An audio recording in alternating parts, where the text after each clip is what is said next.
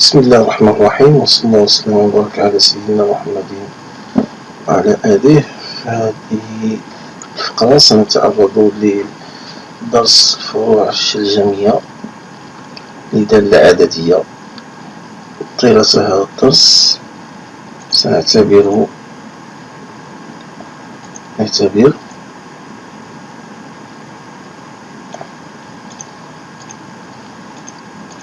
دالة عددية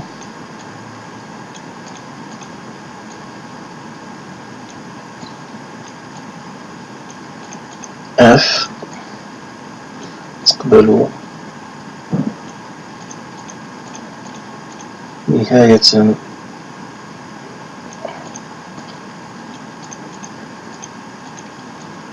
غير منتهية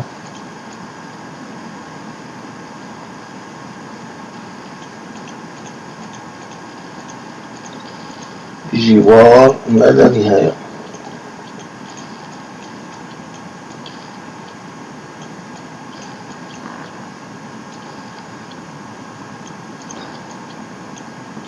أي أن ليميت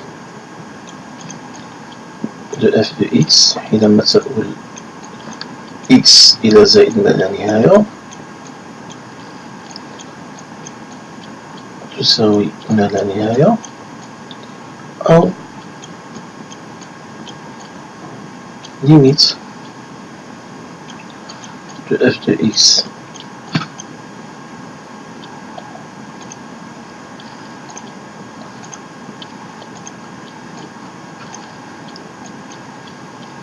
أو ليميت de f de x حينما تؤول x إلى ناقص ما لا نهاية تساوي ما لا نهاية زائد أو ناقص. فشريطة هذه الفقرة تنطبق على هذا النوع من الدوال، وهذا الشرط ضروري لدراسة الفروع اللانهائية ولدراسة الفروع الشلجمية لدالة عددية. فإذا لم يتوفر هذا الشرط لا داعي للحديث عن فروع شلجمية. إذا ليكن هذا حاضرا، ونتحدث في الأول عن فروع الشلجمية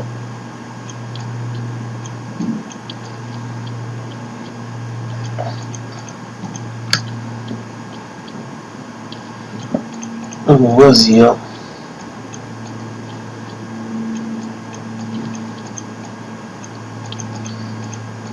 لمحور المفاصيل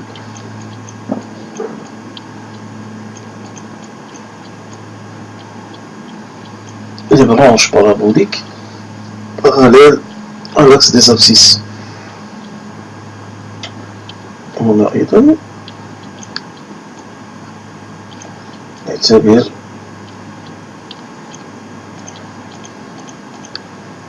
دالة عددية F تقبل نهاية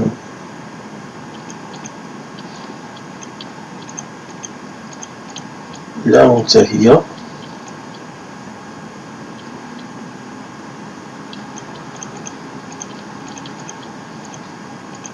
بجوار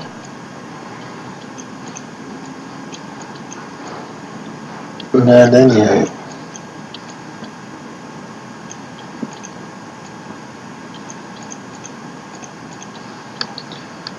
لأن ليميت كما قلنا سابقا ليميت de f de x حينما تؤول x إلى ما لا نهاية زائد أو ناقص تساوي ما لا نهاية زائد أو ناقص حسب النتائج. إذا حينما تؤول x إلى ما لا نهاية f de x تؤول أيضا إلى ما لا نهاية. وإذا كانت هذا الشرط يجب أن يتحقق، ويتحقق معه شرط آخر، وإذا كانت limits de f de x على x حينما تؤول x إلى ما لا نهاية أيضا. إذا حسبنا هذه النهاية وجدناها صفر، نقول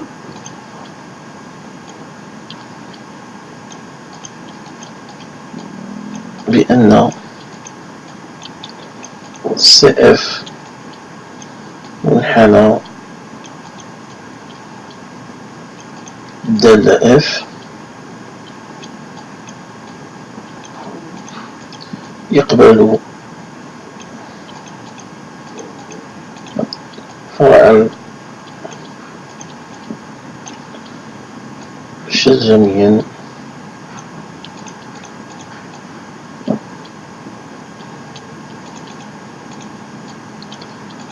باتجاه محور الأفاصيل.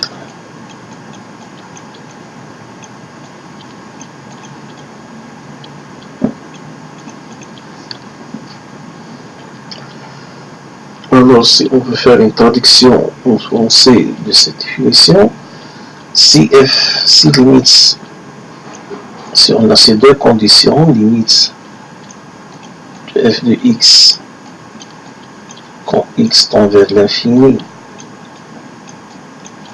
est égal à l'infini, et on a une deuxième condition, limite de f de x sur x quand x tend vers l'infini aussi est égal, dans ce cas, est égal à 0.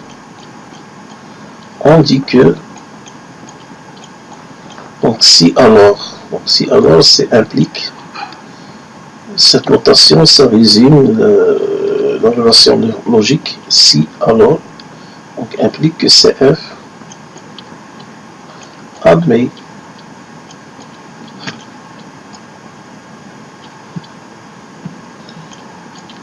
une branche parabolique. Donc je vais noter BP, branche parabolique au voisinage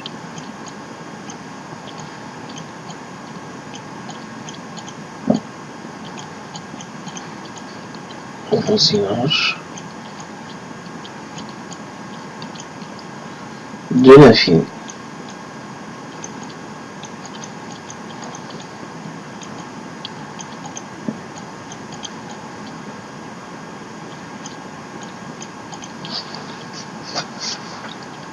CF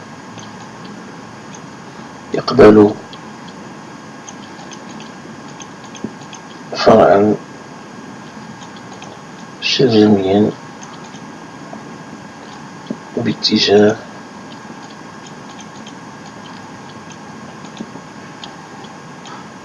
محور الأفاصيل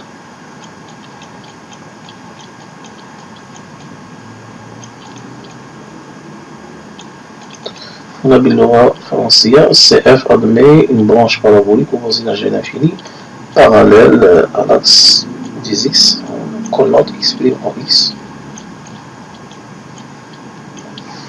Et à travers des exemples, on va voir l'application de cette définition. Avant, je vais donner l'interprétation graphique de التأويل الهندسي.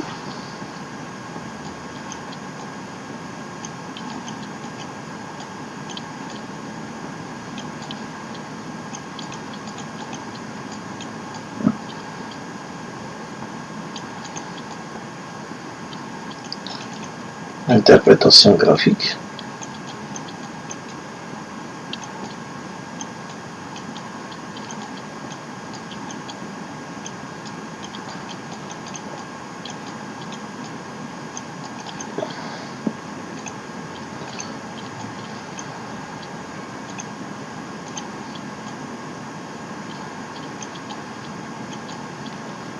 Interprétation graphique. بالنسبة للتأويل الهندسي توجد أربعة تأويلات هندسية.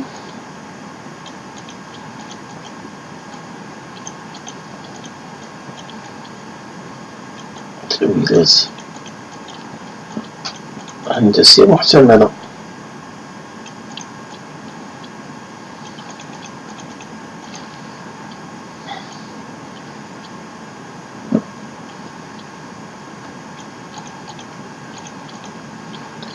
Quatre interprétations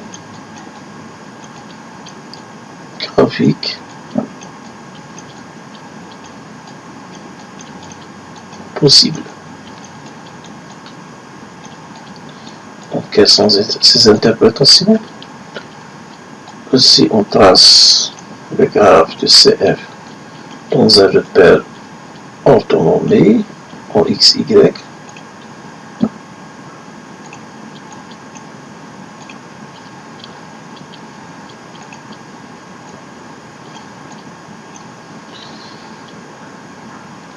on a cette direction, cette première direction.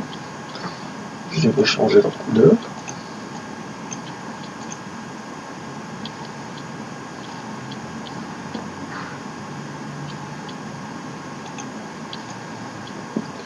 On a cette première direction, 6 limites de f de x quand x tend vers plus l'infini est égal à plus l'infini. Bien entendu, f de x vérifie l'autre condition, limite de f de x sur x quand x tend vers plus l'infini est égal à 0. Mais l'interprétation graphique se limite dans la première condition. Si on trouve la limite de f de x quand x tend vers plus l'infini est égal à plus l'infini, l'interprétation graphique va prendre cette allure. Donc si c'est le contraire, limite de f de x quand x tend vers plus l'infini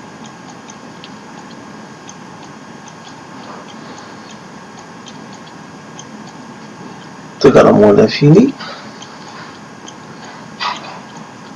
car dans ce cas la courbe descend vers le bas. Ici la courbe tend à monter vers le haut, ici elle tend à monter vers le bas. Donc si on a cette condition, limite de f de x quand x tend vers plus l'infini est égal à moins l'infini, la courbe le graphe de f va prendre cette allure au voisinage de plus l'infini. De la même façon, on interprète l'autre côté.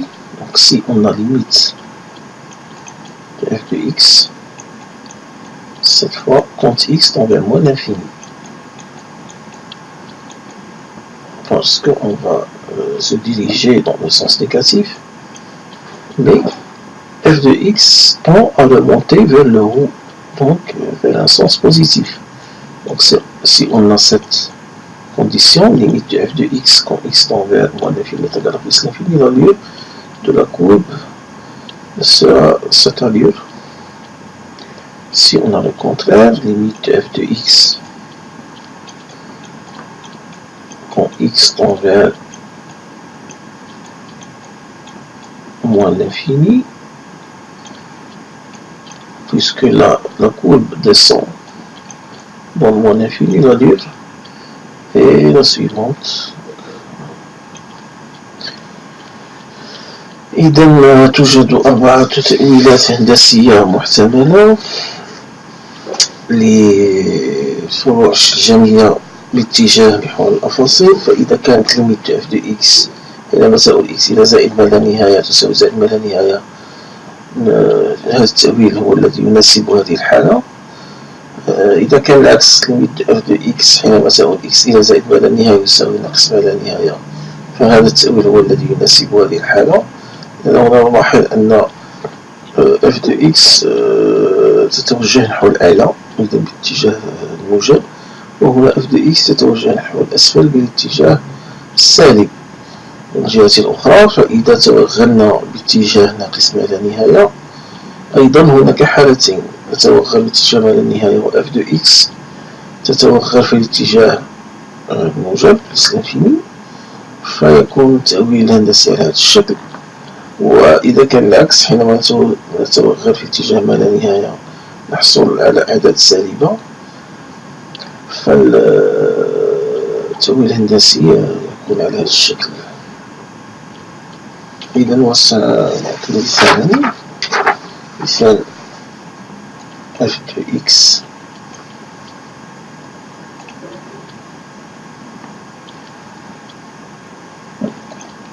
اف دو اكس تساوي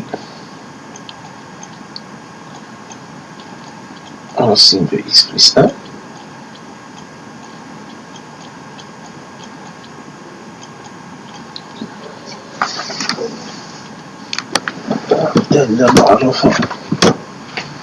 الدالة المعرفة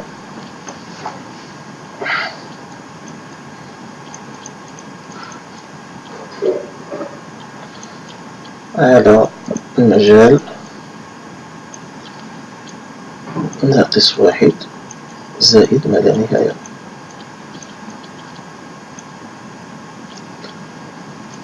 فتريد أن ندرس الفروع الشجرية في اتجاه زائد ما لا نهاية. لدينا ليميت دو اف دو اكس حينما تؤول اكس إلى زائد ما لا نهاية تساوي ليميت دو راسين دو اكس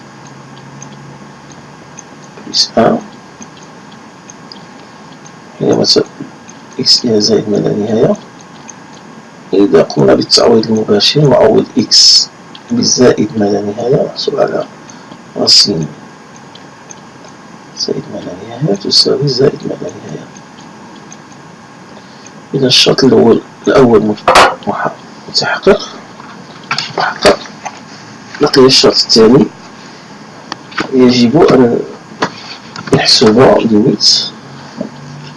سنقوم بحساب ليميت دو اف دو اكس على اكس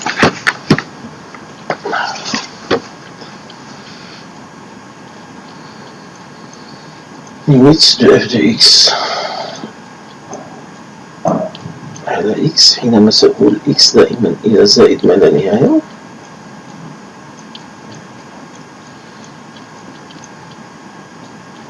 سنحصل على ليميت دو راسين دو اكس بلس ان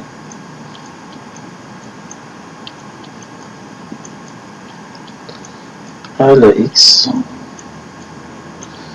حينما تؤول اكس إلى زائد ما لا نهاية. هنا سنعمل داخل الجذر، نعمل ب إكس داخل الجذر نحصل على ليميت راسين دو إكس عامل لواحد زائد واحد على إكس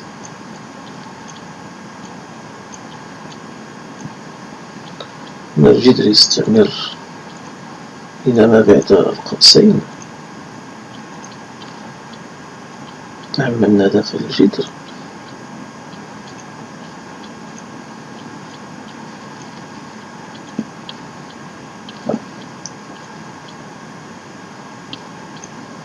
على إكس. أستطيع أن أكتبها على الشكل راسين دو إكس مضروبة في راسين دو إكس ما دمنا في جهة في الجهة الموجبة اتجاه زائد ما لا نهاية، فنحن في المجال الموجب.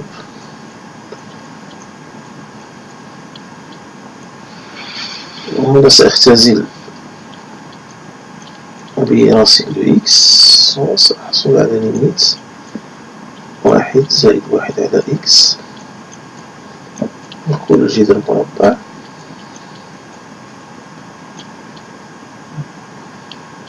سأكتبها بشكل جيد واحد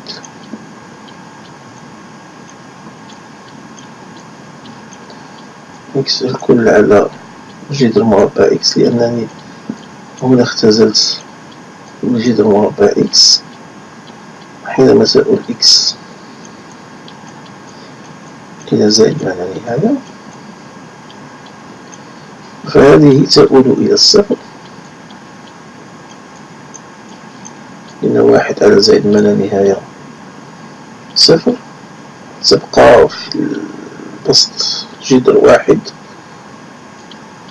يساوي واحد، وفي المقام زائد ما لا نهاية، جذر زائد ما لا نهاية يساوي ما لا نهاية، إذا تساوي صفر.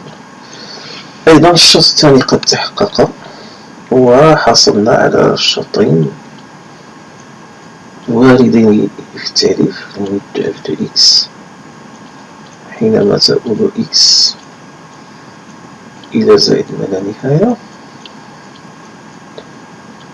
تساوي زائد ما لا نهاية. وأيضا الشرط limit f de x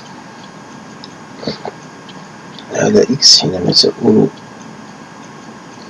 x إلى زائد ما لا نهاية يساوي صفر. وبالتالي يمكننا القول بأن السي اف يقبل فرعا شجميا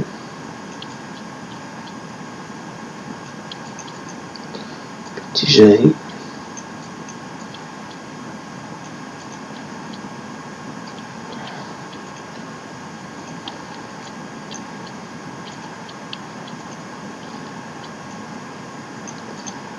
محور الأفاصيل.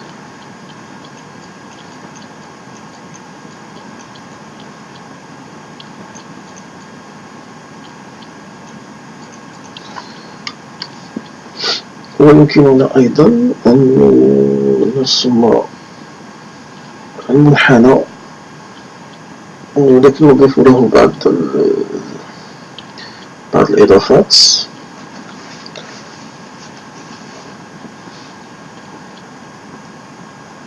f' de x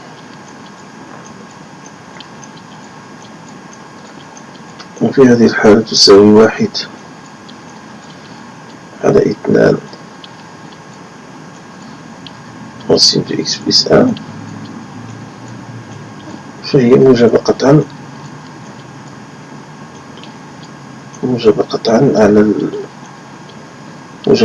على مجال التعريف f. إذا هي تزايدية، f تزايدية قطعا.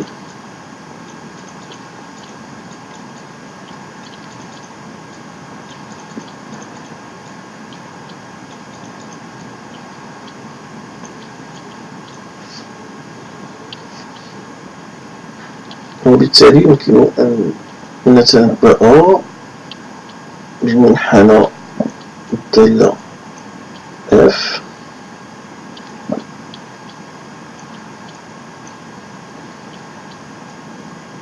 من هنا يبدأ مجال التعريف من ناقص ما لا نهاية إلى زائد ما لا نهاية.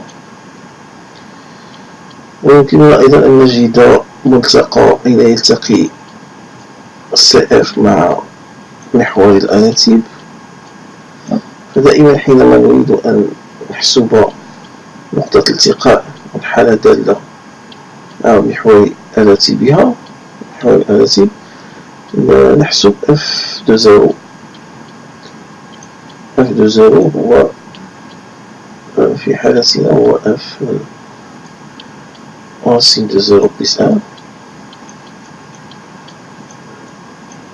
يساوي 1. إذا من الضروري أن يمر منحنى السي اف من النقطة 1. سأغير اللون فنستطيع أن نرسم السي اف بهذا الشكل، وهي تزايدية وفرع شجمي موازن لمحور الأفاصيل. هذا التأويل الهندسي لهذه الحالة. نمر إلى الفروع الشجمية موازية لمحور الأناتيب.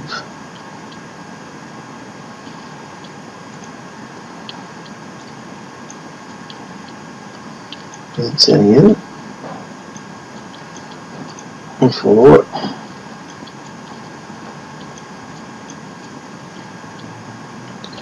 الشرجمية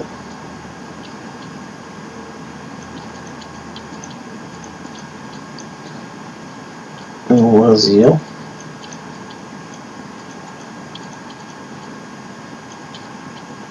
لمحور الأناتيب.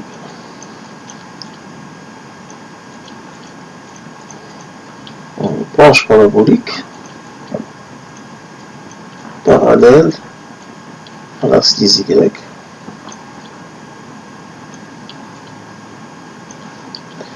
متى نحصل على هذا النوع من الفروع دائما F تقبل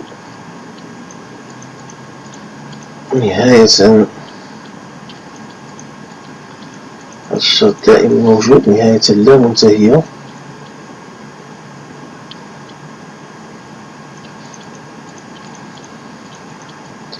بجوار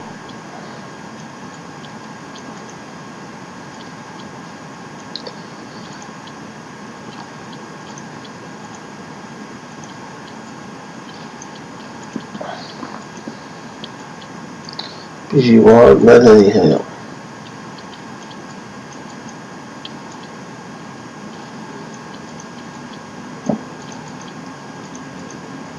وإذا كانت F تقبل نهاية لا منتهية بجوار ما لا نهاية وتحقق الشرط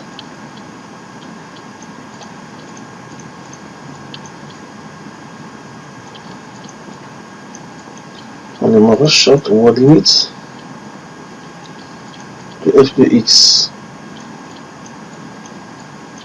على x حينما تؤول x إلى زائد ما لا نهاية تحقق الشرط، هذا الشرط يساوي زائد ما لا نهاية، حينما تؤول x إلى ما لا نهاية سواء زائد أو ناقص يساوي ما لا نهاية سواء زائد أو ناقص، فإن CF من حالة الدالة F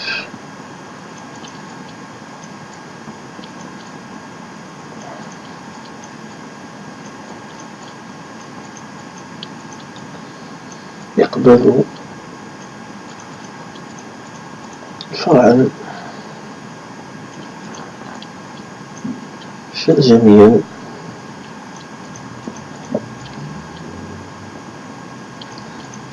موازيا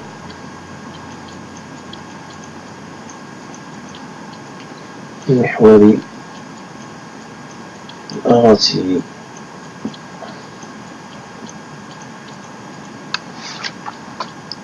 CF admet.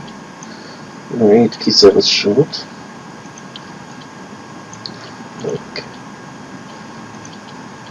Si limite de f de x quand x tend vers l'infini est égal à l'infini. Si on a une deuxième condition, limite de f de x sur x quand x tend vers l'infini est égal aussi à l'infini. Donc, si on a ces deux conditions, on a l'implication suivante. Donc, si limite de f de x est égal à l'infini, si limite de f de x sur x est égal à l'infini, alors on peut la résumer dans cette écriture de l'application. Alors, CF admet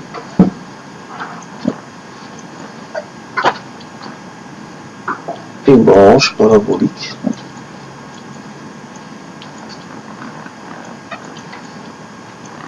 parallèle dans la direction de l'axe des ordonnées, l'axe des Y. إذا هذا هو تعريف وحالة وجود فروع جمعية موازية حوالي الأناسيب. وسنعطي التأويل الهندسي لهذه الحالة. التأويل الهندسي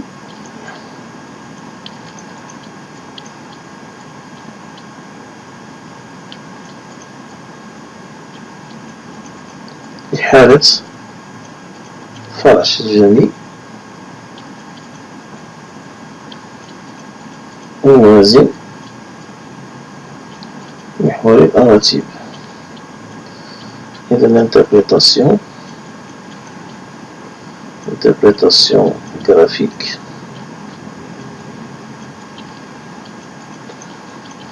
pour les branches paraboliques qui sont parallèles à l'axe des ordonnées. L'interprétation graphique de ce cas توجد 4 تأويلات هندسية.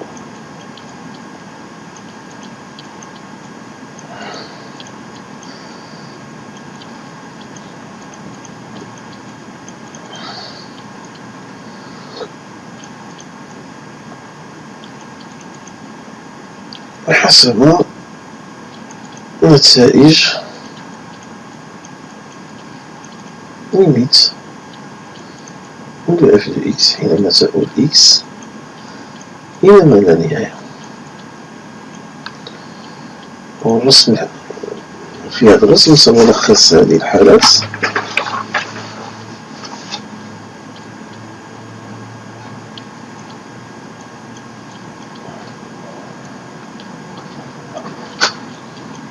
سنلخص هذه الحالات في هذا الرسم. محور الأفاصيل وهذا محور الباراتيب.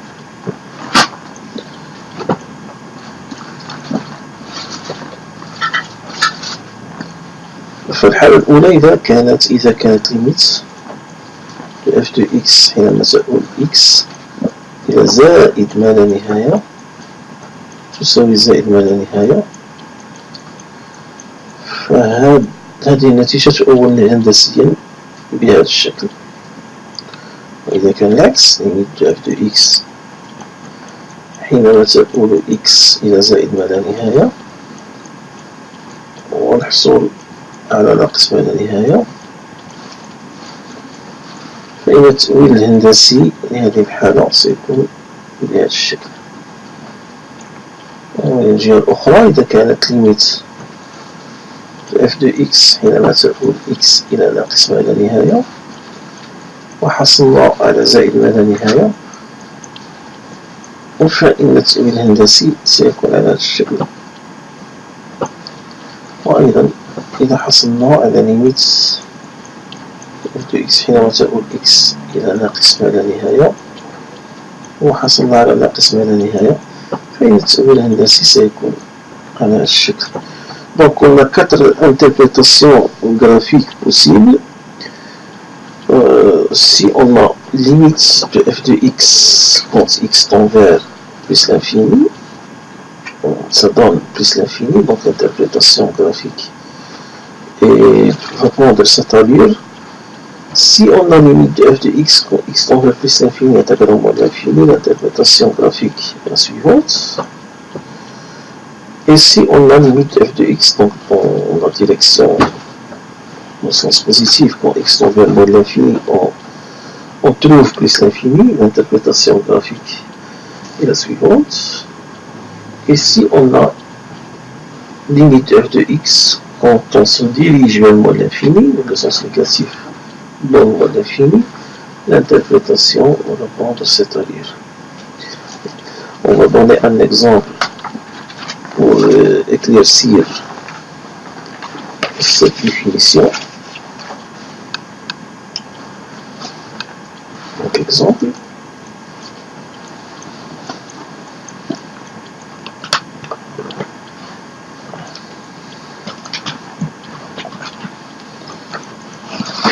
donc soit f, la fonction définie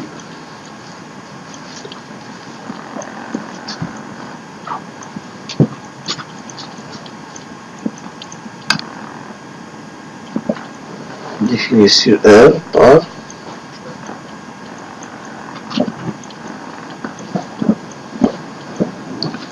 f de x est égal à x carré moins 1.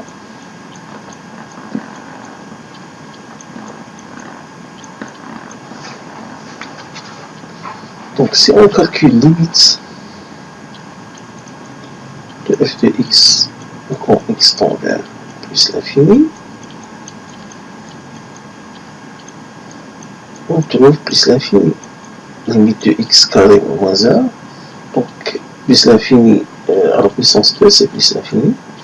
Ici, on calcule limite de f de x sur x quand x tend vers plus l'infini. On va diviser x carré moins 1 par x.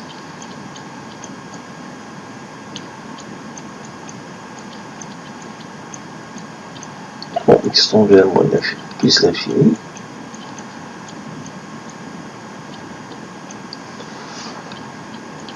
On trouve limite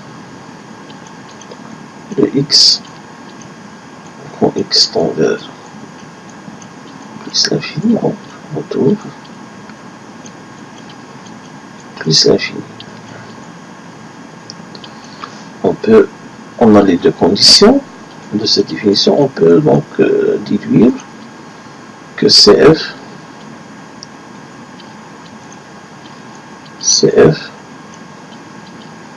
admet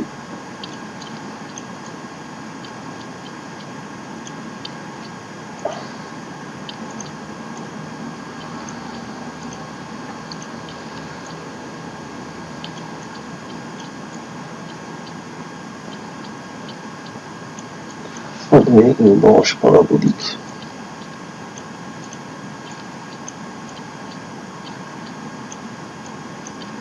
parallèle à l'axe des Y,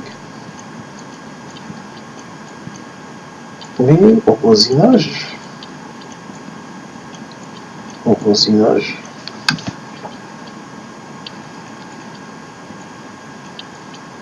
de plus l'infini. D'autre part, on a aussi limite de f de x quand x tend vers moins l'infini, car la fonction est définie sur la totalité de R est égale à limite de x carré moins 1 quand x tend vers moins l'infini est égal à plus l'infini. On a aussi limite de f de x sur x quand x tend vers l'infini qui est égal à limite de x carré moins 1 sur x quand x tend vers moins l'infini est égal à limite de x quand x tend vers moins l'infini. Si on a pris le plus grand degré, c'est x carré en numérateur, et le plus grand degré, c'est x en dénominateur, x carré sur x, ça donne x égal à moins l'infini. Donc, là aussi la condition est vérifiée. CF admet alors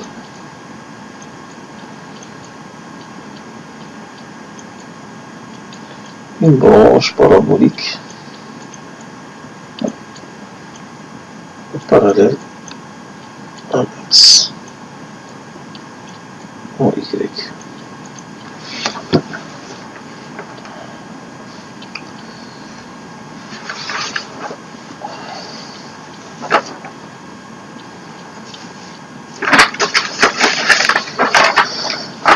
Donc, si on cherche d'autres paramètres, on va chercher par exemple f' de x, f' de x est égal, dans notre cas, à 2x. Donc, si on étudie le signe de cette dérivée sur R, c'est une dérivée qui s'annule au point 0.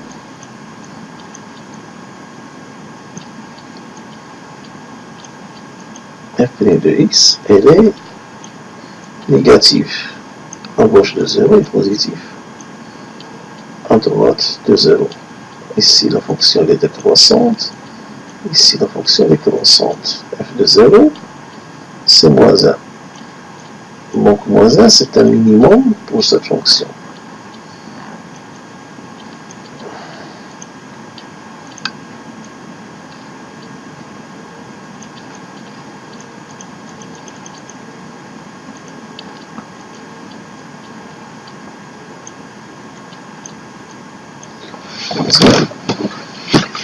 Le voisinage de moins l'infini, c'est plus l'infini. Le voisinage de plus l'infini, c'est plus l'infini aussi. On a d'autres caractéristiques. F de x est égal à 0 pour les points. On va s'annuler pour les points 1 et moins 1. Donc 1 et moins 1 sont des intersections de CF. CF et ils vont se rencontrer avec l'axe des x dans deux points, 1 et moins 1. On peut maintenant tracer l'allure.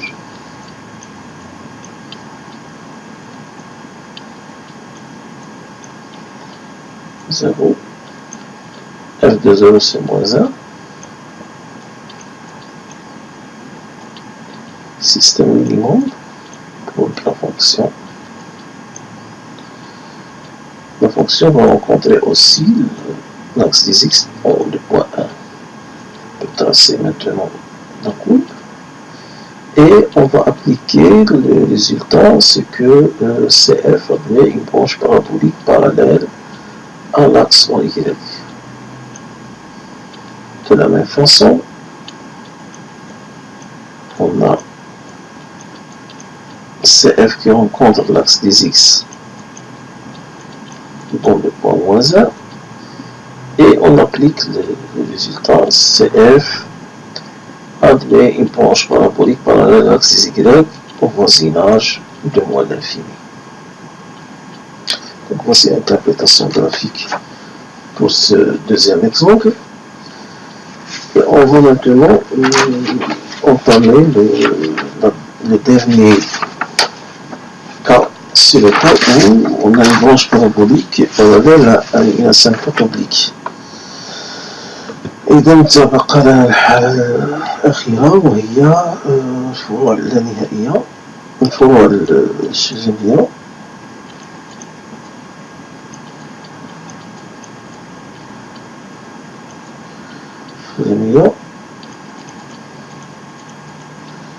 اتجاه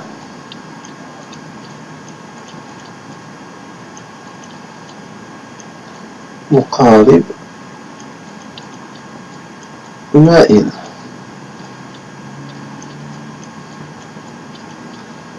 Les branches paraboliques qui sont parallèles à une asymptote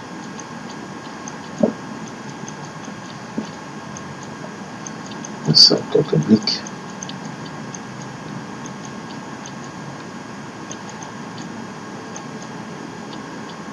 نعرف هذه الحالة إذا كانت دائما تقبل نهاية غير منتهية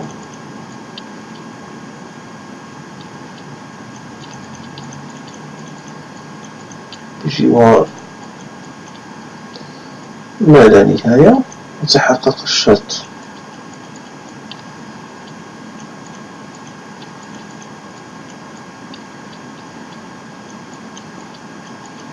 limite de f de x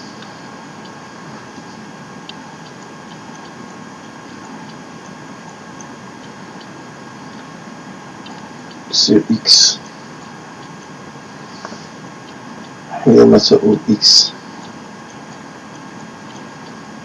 إلى زائد ما لا نهاية يساوي أ. الشرط الثاني وتحقق الشرط الثالث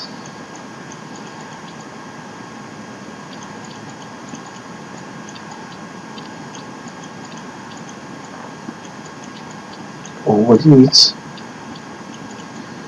f de x ناقص x يساوي ما لا نهاية. في هذه الحالة يمكن أن نقول بأن السي اف تقبل فرعا شبجانيا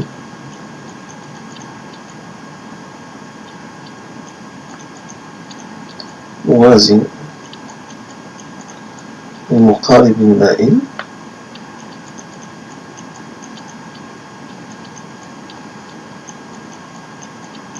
للمعادلة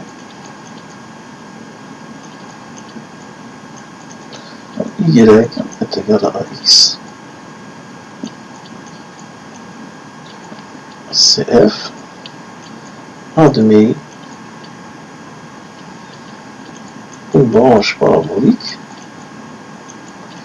parallèle à l'asymptote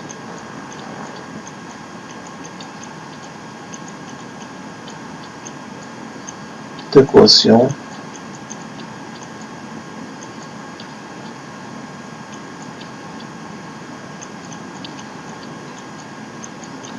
y est égal à x.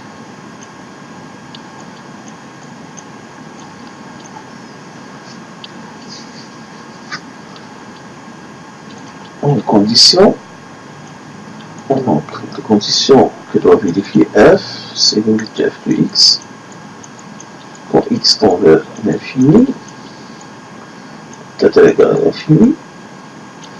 La deuxième condition, limite de f de x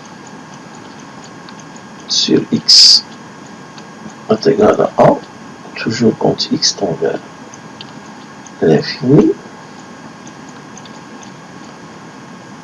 Et limite de f de x moins ax quand x tend vers l'infini est égal à l'infini. Si on a ces trois conditions, on peut dire que CF admet une branche parabolique parallèle à l'équation y est égal à x. التأويل الهندسي لهذه الحالة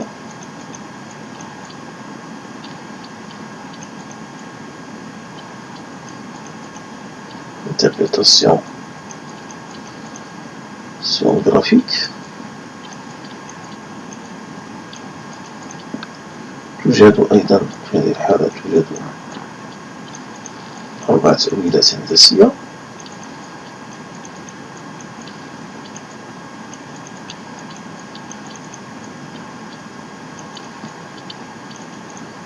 سنلخصها في الرسم التالي. هناك دائما المستقيمات على الشكل AX تمر من مركز المائل. سنحصل على مقارب مائل بهذا الشكل، ونحصل على 4 حالات من هذه الحالة، حيث تكون ليميت f de x حينما تكون x إلى زائد ما لا نهاية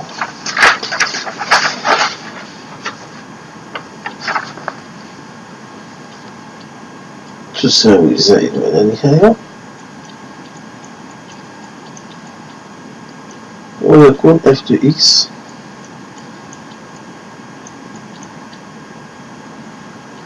ناقص ax موجب.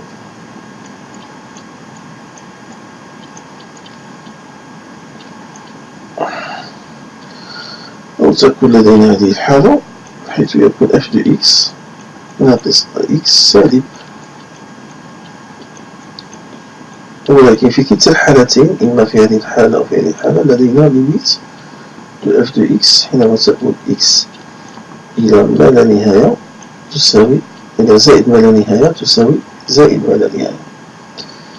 الحالة الأخرى إذا كانت ليميت دو f de x حينما تؤول الآن x إلى ناقص ما لا نهاية،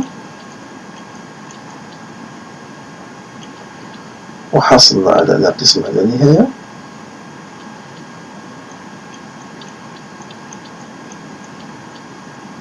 فإن الشكل الجميع يأخذ هذا الشكل. وهنا أيضا ستكون f de x ناقص ax موجبة، وهنا ستكون f de x ناقص ax سالبة. هذه هي الحالات الأربعة للتأويل الهندسي لفرع شجري موازن لمقارب مائي وعدلته ax. إذا بذلك نكون قد أنهينا درس الفروع الشجرية، وإلى فرصة مقبلة إن شاء الله عز وجل في درس آخر.